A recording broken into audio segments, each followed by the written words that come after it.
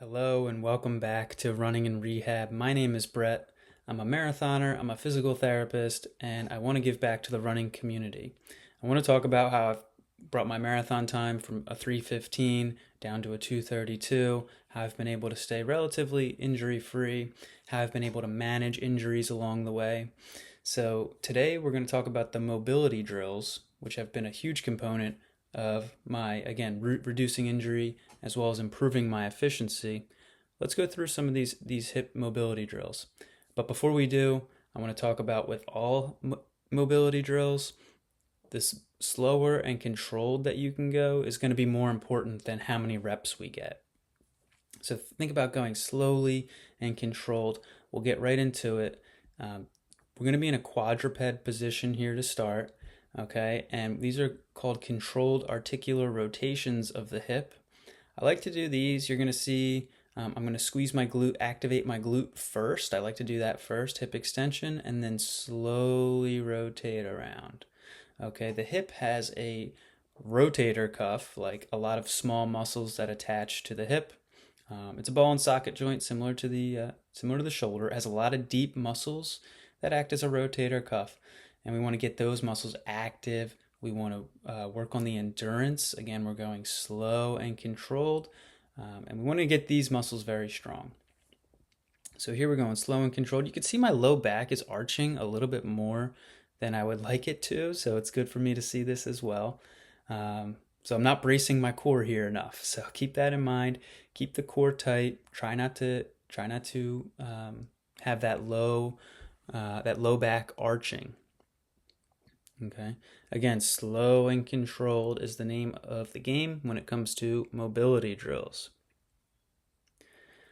Okay, so next we're going to go into a side plank with hip flexion. So we're working both sides on this. The downside, you're going to feel really your abductors working, so those lateral glutes. You're going to feel those obliques on that downside.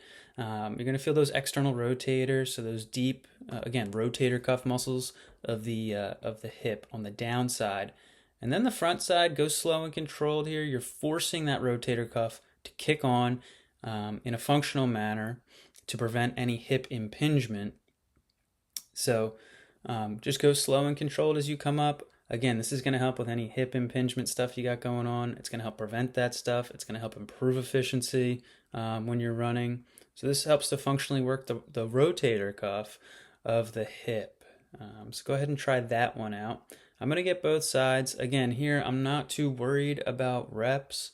More worried about the slow, controlled tempo of the movement. But just take your time going through these. Usually I do about 5 reps. If you want to have a number in mind, just get 5 good quality reps. And then you can give or take a few reps, but take breaks after each rep. Take breaks as needed to keep that slow, controlled movement, tempo of the movement. Okay. Next, we have a staple. This is the hip airplane, okay, where you're going to tie it all together. Everything integrated here functionally. We got the rotator cuff of the hip working into internal and external rotation. Okay, we're mainly focused on moving about the hip. So you can see I'm trying to keep everything stable except, let the hip do the internal and the external rotation. But of course, with that being said, we're weight bearing here. So we have the foot kind of working into supination and pronation, which is really nice to do this exercise in bare feet, just so you get those foot intrinsic muscles working a bit.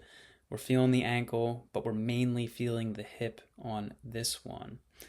My back leg is straight.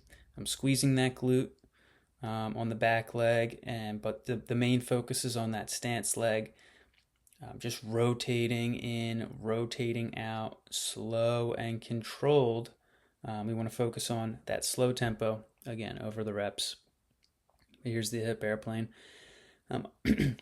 So these are my top 3 mobility drills that have really helped me to, again, prevent any pain, improve my efficiency, my running times, as well as just improve my love for running, because it's much more enjoyable when we have the right deep muscles, deep stabilizer muscles activated.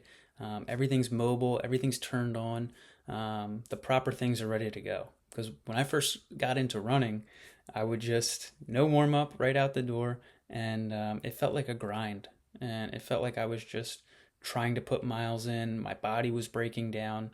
So hip mobility drills, while they may be seen as a small component, they're actually a much bigger component than you would think in terms of, again, preventing injury, increasing your longevity in the sport, and increasing your overall enjoyment in the sport, right? We want to have fun while we're out there running, and we want to use our body to its maximal capacity. So it seems like a small thing, but it's really important to train your brain to activate these deep, specific muscle groups, get them strong, get them activated, and ready to be integrated when you begin your run.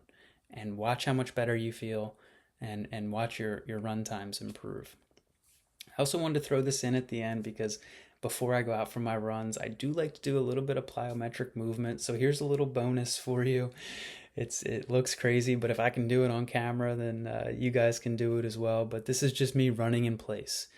This does a lot for my mindset of my run form, getting my feet to land under me, just kind of getting the blood flowing, kind of stimulating those faster twitch fibers so that I'm light on my feet, so I feel a little bit more springy when I get out on the road, and do a little bit of jumping around, and get the body moving, get warmed up, get your form going in your mind, and that's the little bonus tip before you go out on your run.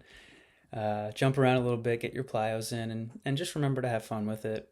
Continue to progress and get better. And I wish you all the best in your run. Comment down below what you want to see next, and I look forward to hearing from you. Thanks for watching.